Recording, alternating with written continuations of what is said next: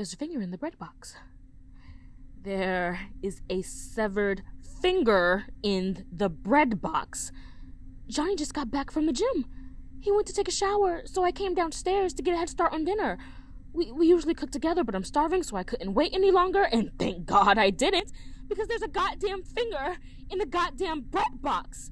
Here I am, reaching for the baguette I bought yesterday for dinner today, and I wind up with a severed digit in the palm of my hand. It's cold and stiff. There's no blood, a clean cut. It's pale, as white as snow, and there's a perfectly manicured fingernail sitting right at the top, pristine and almond-shaped, and that color, a green so rich like a lustrous emerald. I've seen that color. I know that color. It's the same color as her eyes. I'll never forget those bright and verdant green eyes like the depths of a rainforest. They gleamed like malachite when the sun hit them just right. They were foxy and framed by long ginger lashes, sensual and sexy and bulging and strained, red-rimmed and terrified, and shit!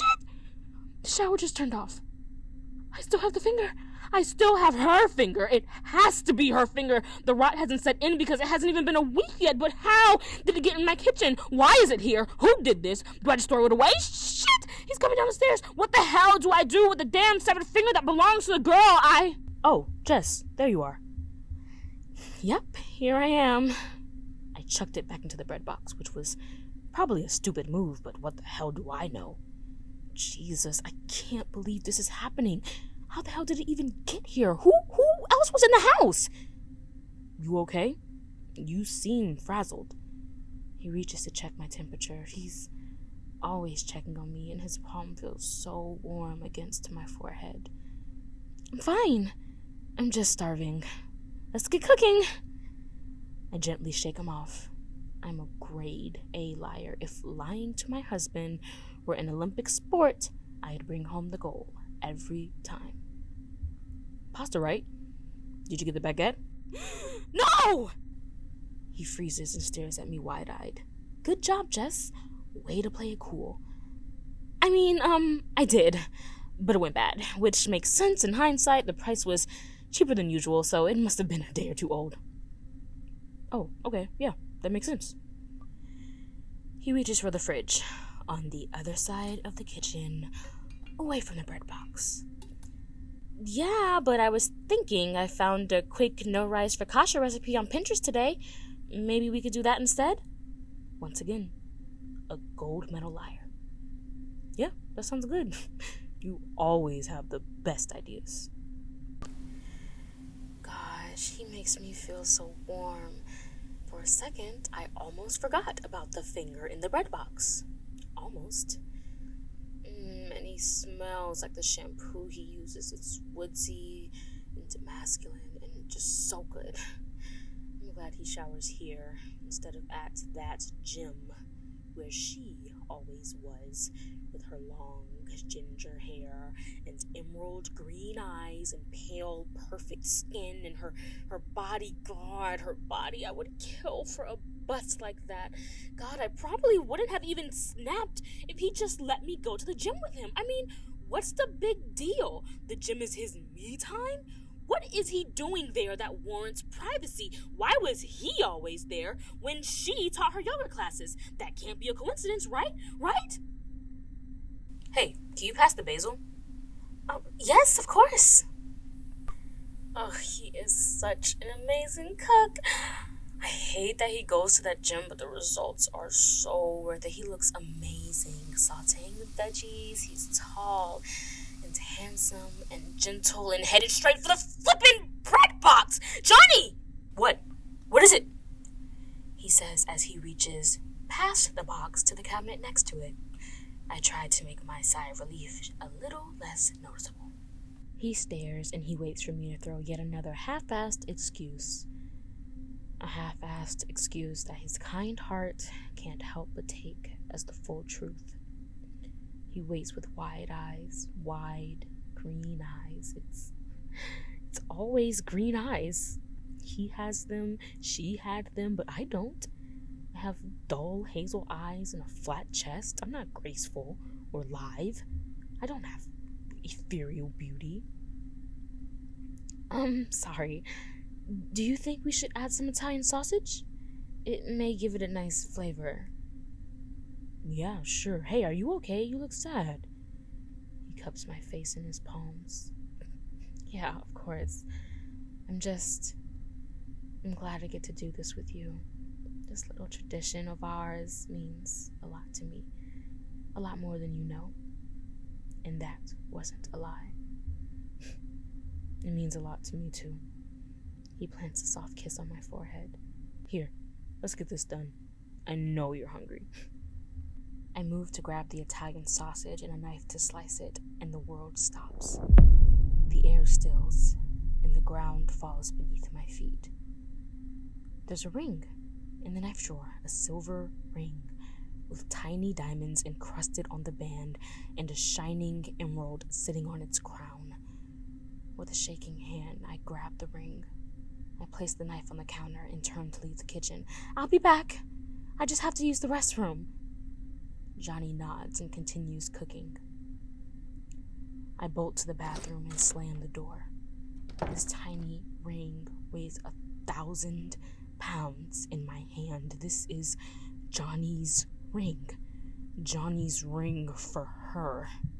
Not Miss Yoga instructor with the perfect bust and the lithe figure, but her, Charlotte. She was buried with this ring. If the dirt on my finger is any indication, I hated this ring so much. His first fiance's ring with the emerald stone that matched her eyes. I tried to take it off her, but her finger was so bloated and swollen I couldn't manage it. I remember it so vividly. Her ginger hair matted with dirt and blood, her eyes wide and dull, her once pale, perfect skin already blotchy and graying. The pristine ring was stark against her form. It was buried with her.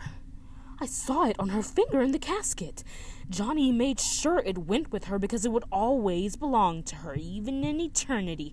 Every day for years after I thought of desecrating that fucking grave and stealing that fucking ring off her fucking rotting finger. Eternity my ass. He was mine. He belonged to me and she was in the way. And lo and behold, almost a decade later, this ring is in my kitchen and the finger of the yoga instructor is in my bread box. How did they get here?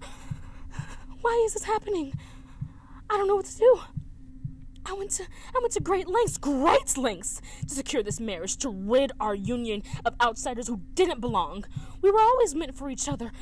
Through high school, then college, and well after, we've always loved one another, and outsiders kept getting in the way of that, but we made it here, and now isn't the time to spiral.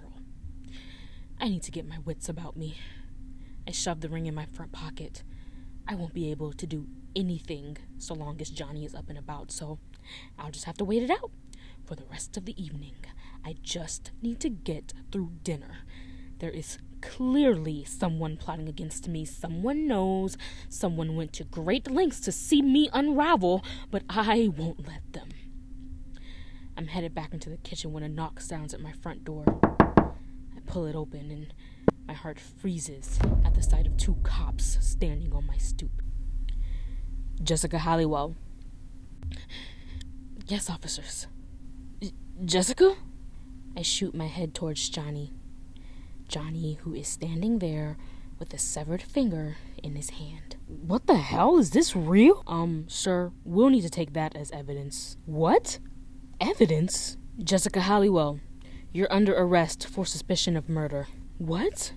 No, wait, please. The ring. His ex-fiance's ring.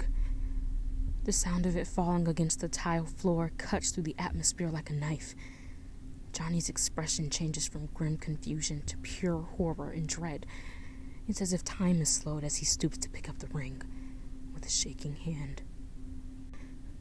This is Charlotte's ring. Johnny.